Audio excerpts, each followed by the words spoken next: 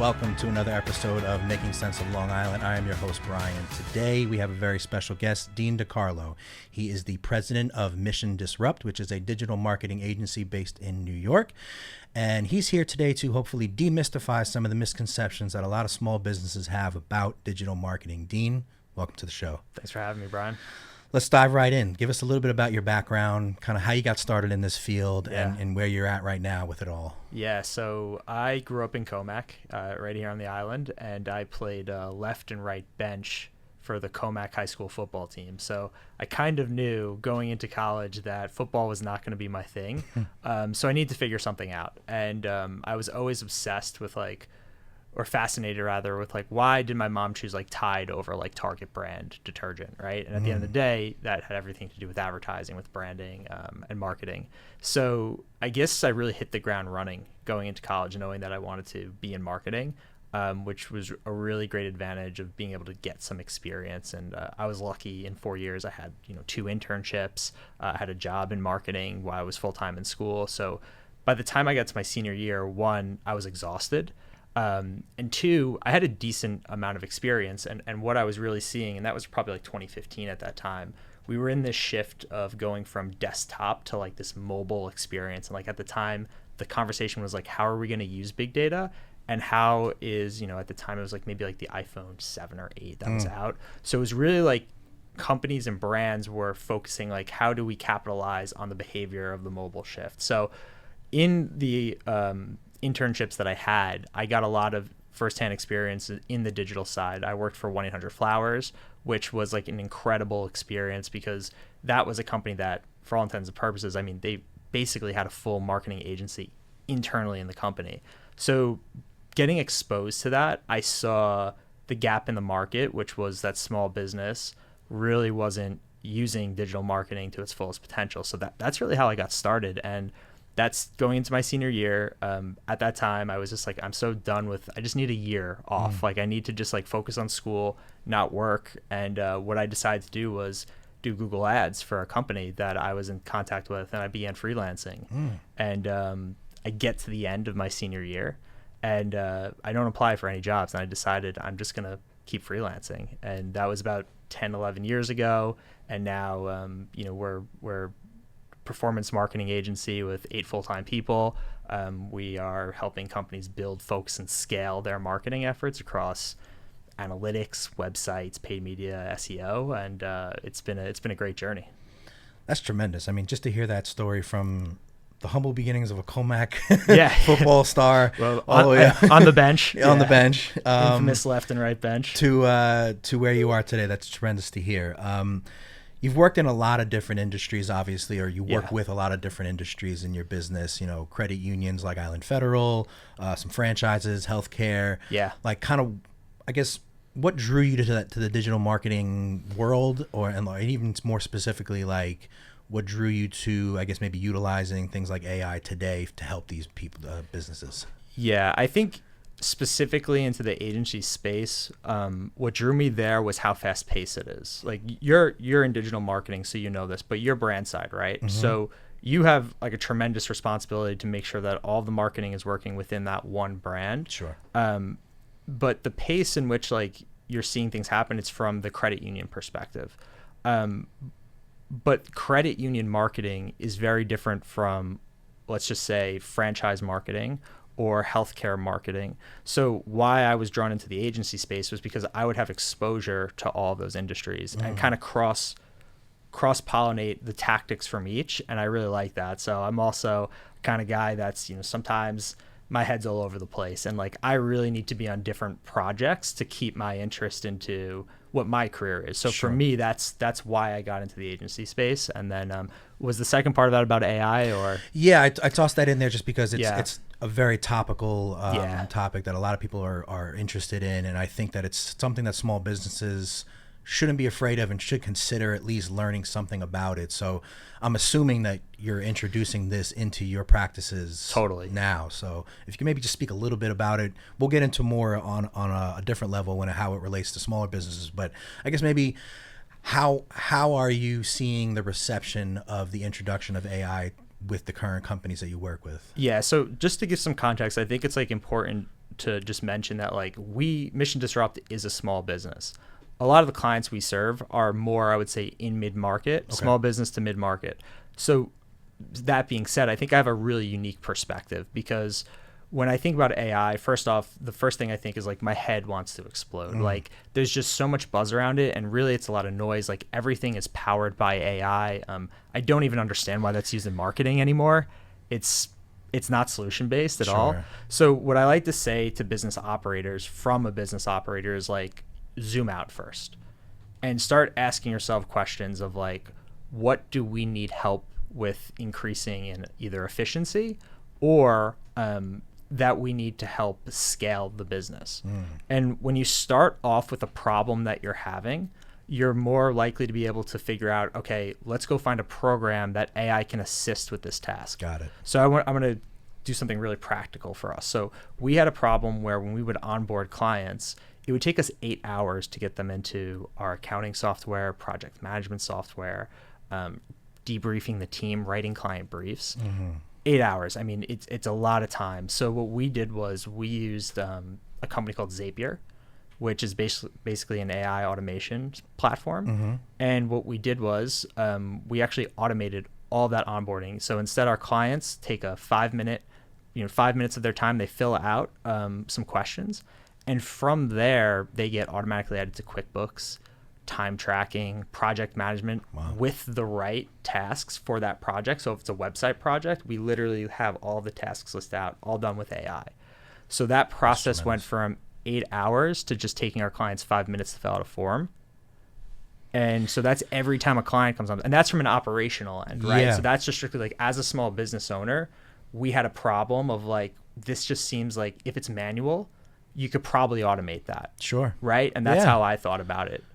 Absolutely. I think that's a great perspective because I think a lot of people, when they hear like the buzzword AI, they think like the replacement of jobs and the creative side of things that it's taking over, and they're not thinking out how it's a useful tool from an operational perspective. So really interesting to hear it from that perspective. Could I tell you another story? Sure, yeah, go. Because on the being replaced by AI, I think that's something that is real right now. People are afraid of that, and it was actually happening within my team.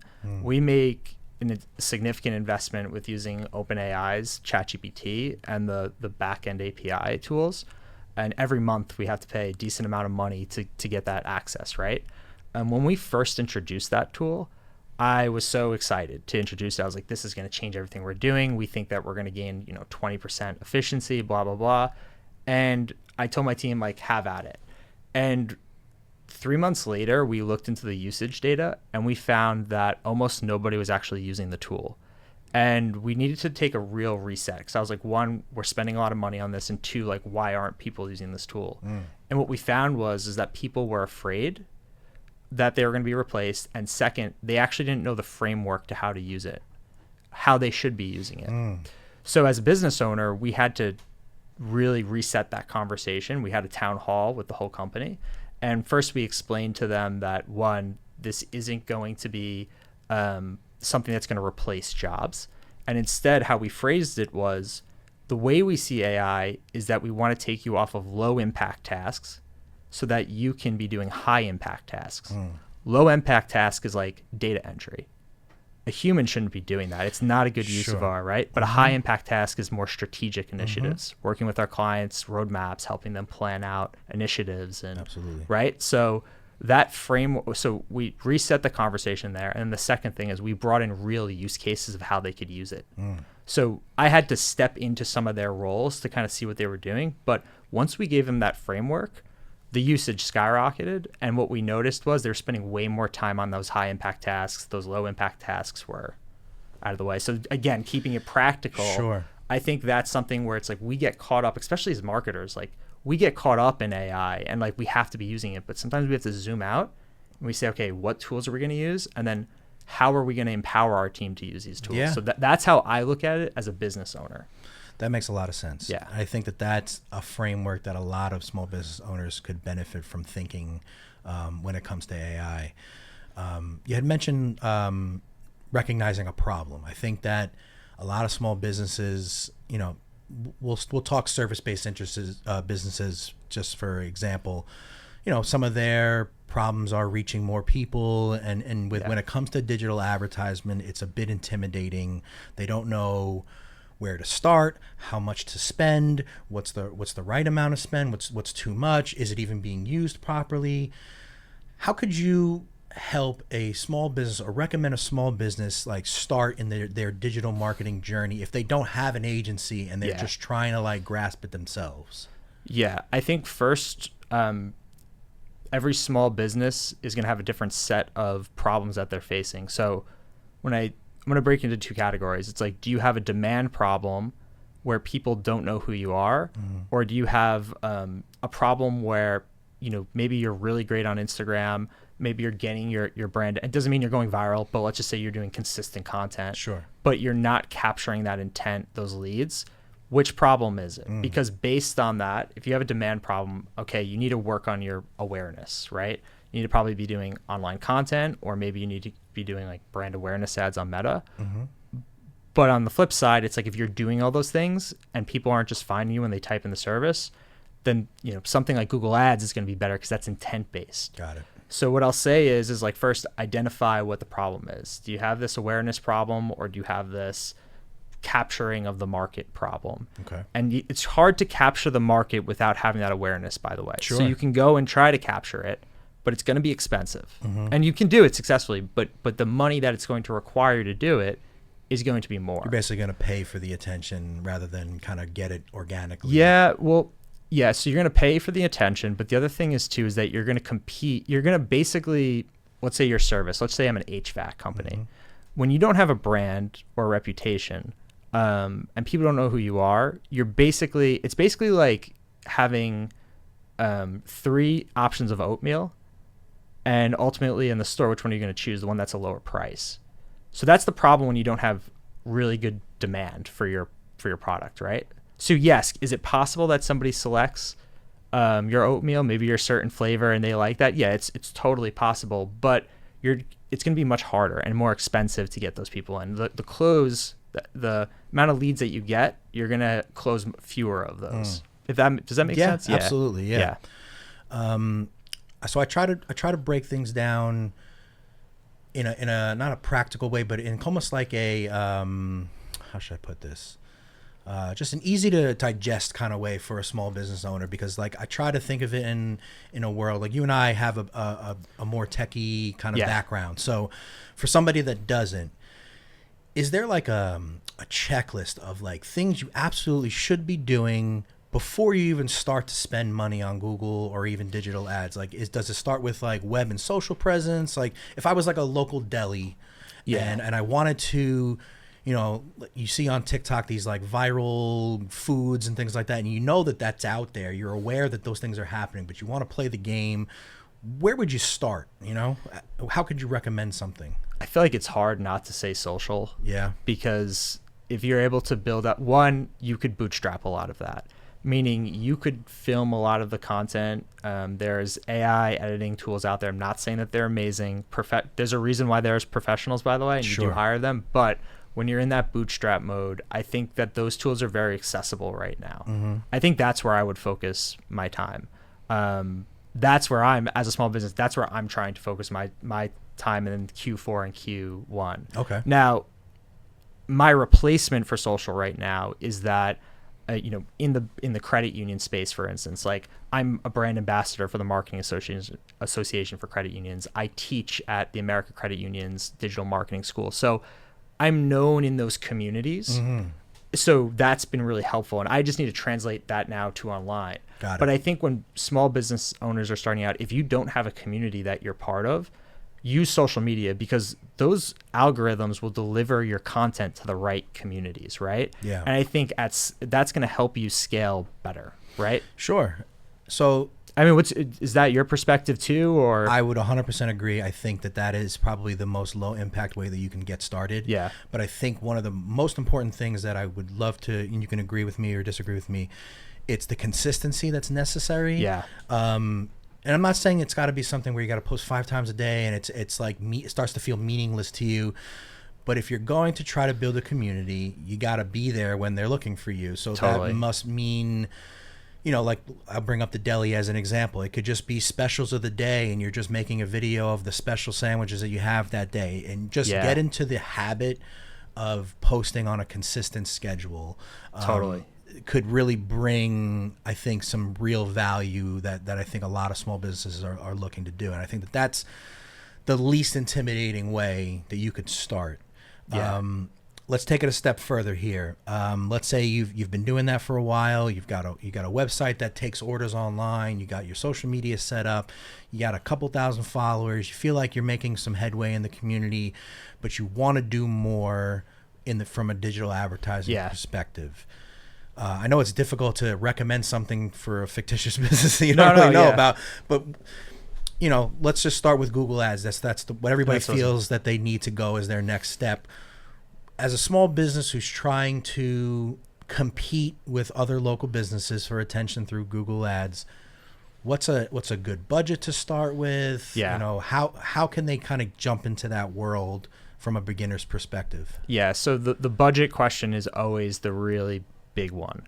And first, I think it really depends on your goals. So, and we have to kind of make up some made up scenarios here. Sure. But let's just say you have really defined systems. And what I mean by that is, let's just say you run a home service business and you understand, understanding your sales metrics are really important in that home service space. So that means understanding what your closing rate looks like, understanding what your lifetime value of that customer is. Because once you know that, let's just say you close 50% of your deals, if you get 100 leads, you're closing 50 customers. Sure. Right? And the reason why I'm bringing up these numbers is because you need to be goal-driven. In the way I like to look at it in digital advertising, you want to be goal-driven. That's the best engagements. That's the best way that you're going to make money in a systematic way. Sure. So if you know that you have a close ratio of 50% and you need 100 customers, well, getting 100 leads isn't going to help you. You need to get 200 leads. And what I would say is that if you need to get 200 leads to get the 100 customers, you then have to just decide, you have to say, okay, well, from there, how much do we think is our average cost per customer or cost per lead going to be? Let's just use even if we use $100 or $10 even. Sure. Let's use $10, right? Yeah. $10 cost per lead, right? So we know that our budget at a minimum needs to be about $2,000. Now, those costs per leads, they're going to vary drastically. And I'm sure you in the credit union space specifically too, from loans to checking accounts, there's a big range there.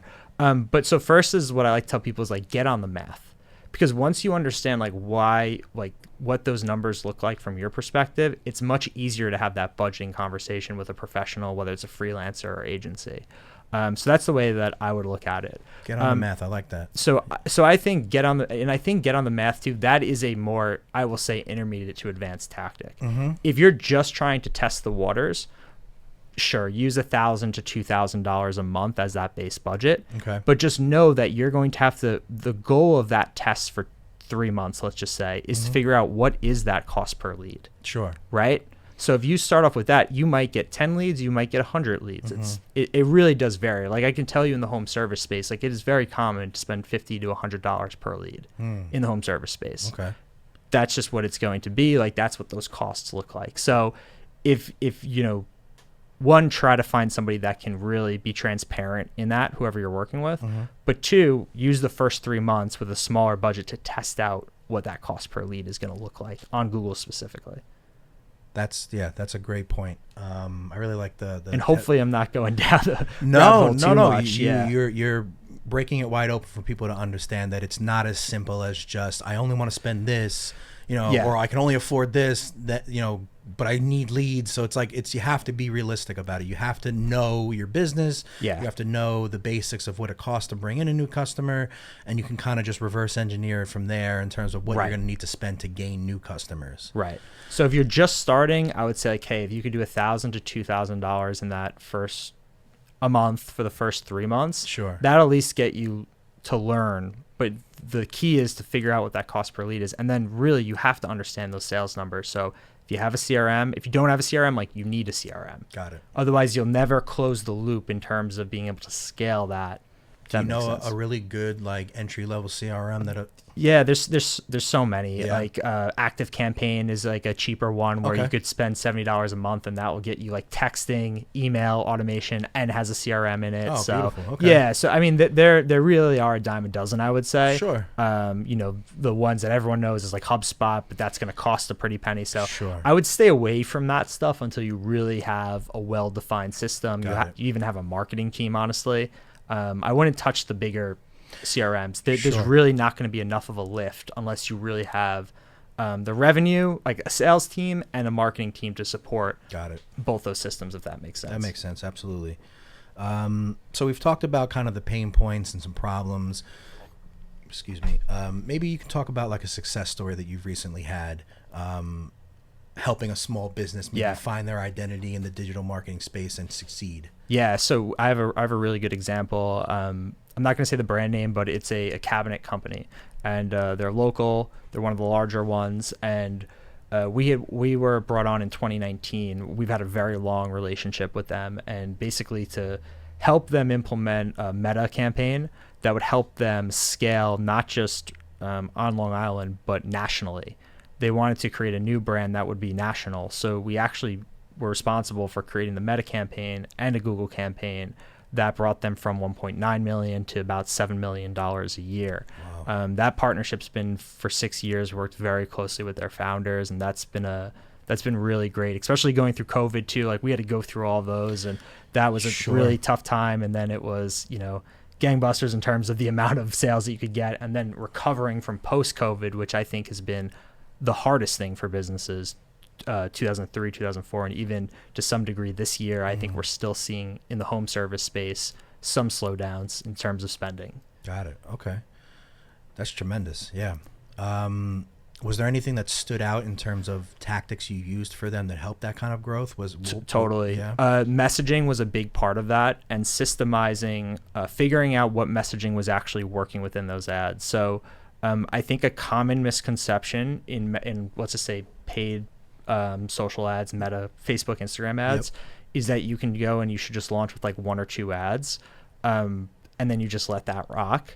But what we actually find is that you really want to have, you know, minimum of like 5 ads in a campaign, and once those hit a certain threshold, if they're not working, you cut them out, but you replace. Got it. And we were really aggressive with creative and making a framework so that we understood, let's just say, the messaging themes that each had. So we were able to identify the themes that were working really well, that were resonating with customers, and what wasn't. So that enabled us to lower our cost per lead. And that was a big driver of how we were able to drive that performance. So for the viewers at home, you're basically taking, let's say, one ad type and doing 5 different creatives for it. Yeah. And testing which one is working better, and then scrapping what is and keeping what is, and then reintroducing new ones to keep optimizing. Exactly. So one messaging could be free shipping. The other one could be 50% off premium brands or something like that. Like, so you're trying different things to see what resonates. And what you'll find is that like certain messages, and sometimes it's small, like maybe it's like 5% better or 10% better. But when you multiply that over many months, you can really lower your costs down 40, 50%. It's that's a very common trend that you see. It's a long game, you know. It's a long game. Sure. Yeah, for sure. Interesting. Okay. Yeah, I think that's another really great point to bring up, is that it's not going to be kind of just put one ad on Facebook and you're going to just see the results that you want. Yeah. There's going to need to be some testing. There's going to need to be some copy changes, just to kind of get your stride to see what your customers are resonating with. Yeah. So that's a really good point. What I will say is, if you're a small business that has like a really good organic presence, like you are crushing it on Instagram with that content. Sure. Reuse that for your ads. Yeah. I think a lot of people think that you have to have these really polished, high-level production ads, but right now we're really seeing the opposite trend, where our influencer ads, our UGC ads are outperforming commercials that cost $20,000 to make, $30,000, and it's crazy. It's like you could hire an influencer now for $500,000, you know, $500 or $1,000 or whatever it might be. Yeah. Right? We're not hiring Kim Kardashian or anything, right? Yes. But micro influencers, the micro influencers, things like that, who have decent followings that can help your business. Yeah, exactly. And you'll be surprised what the impact is. We see it really outperform a lot of really polished production. Not saying that that doesn't work, but I think that the bar is higher on those types of productions. Like, it really needs to stand out and really needs to be creative to.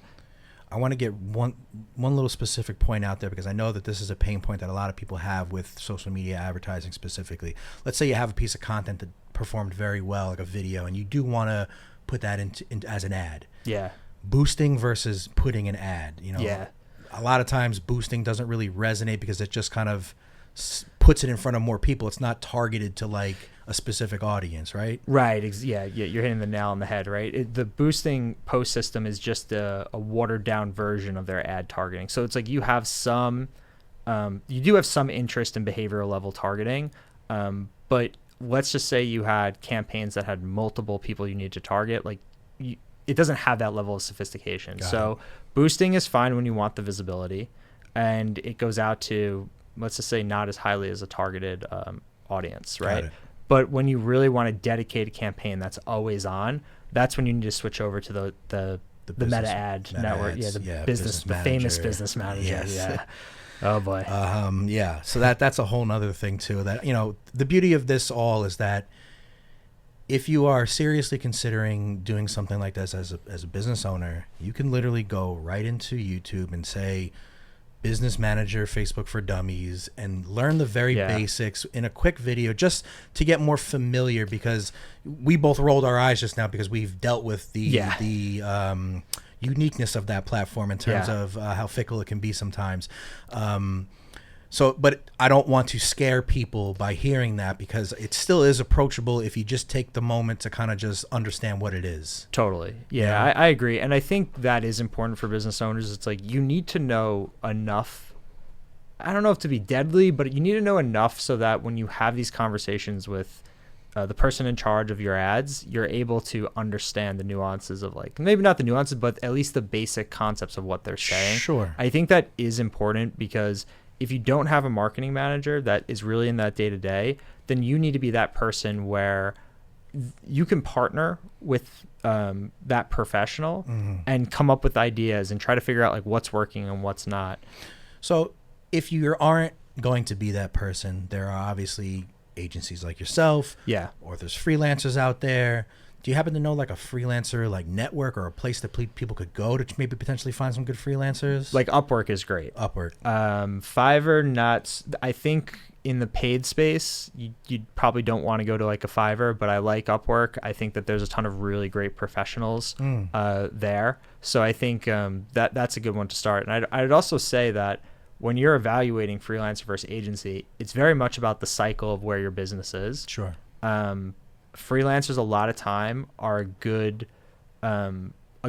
first step, especially if you don't have the budgets to work with agency. Because remember, with agency, that is a full team that you're going to work with, right? So those budgets are typically going to be larger. So I usually say, like, start with a consultant or a freelancer, start getting in those basics down, see if that works for you, and then when you're ready, when you have a marketing team, I think that, or at least one marketing person that they can report to, I think that's when it's better to have that agency.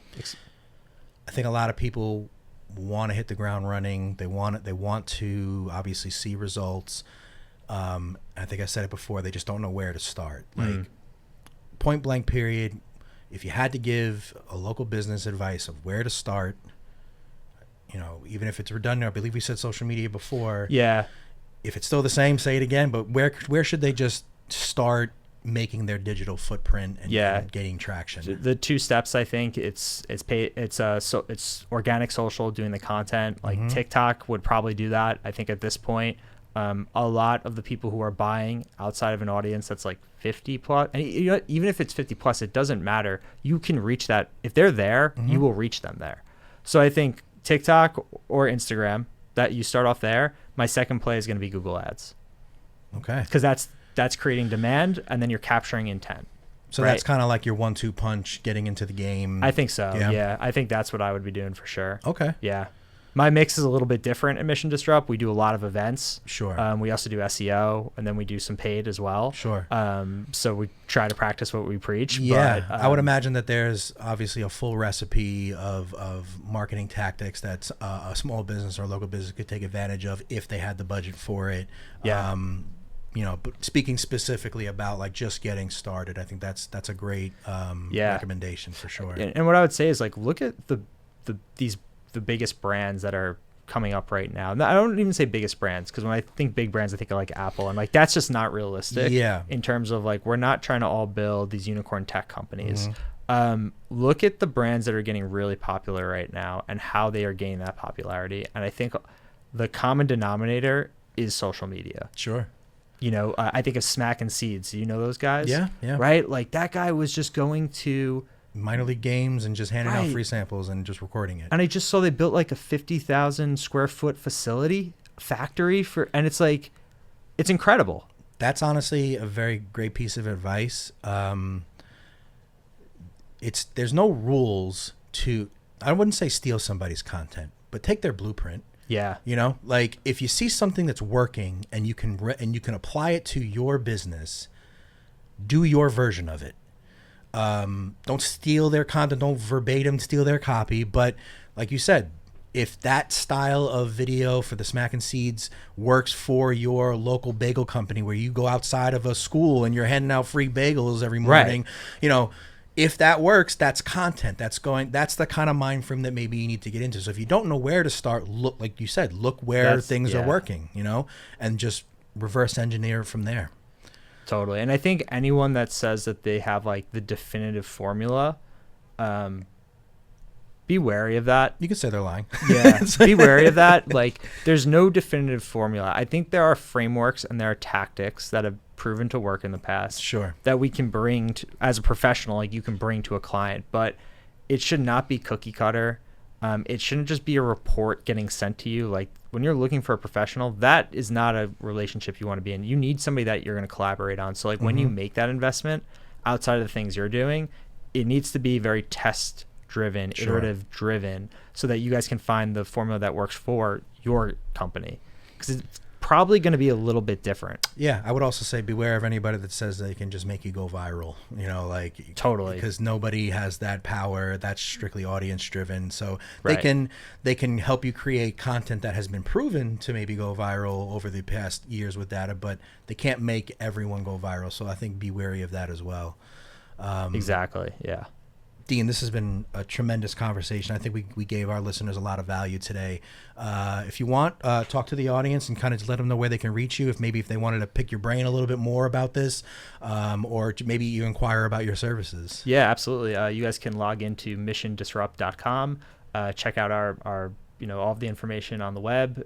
Follow me on LinkedIn. I actually run a newsletter called Marketing Mindshare, which is a private community for marketing leaders. So if you want to sign up for that newsletter, we go into the tactics in detail in terms of what we see working and not working. We try not to sugarcoat anything. We just try to say, hey, this is what we see. And if you guys can apply that, amazing. And hopefully it helps. Dean, thank you very much for your time. Thanks for having me.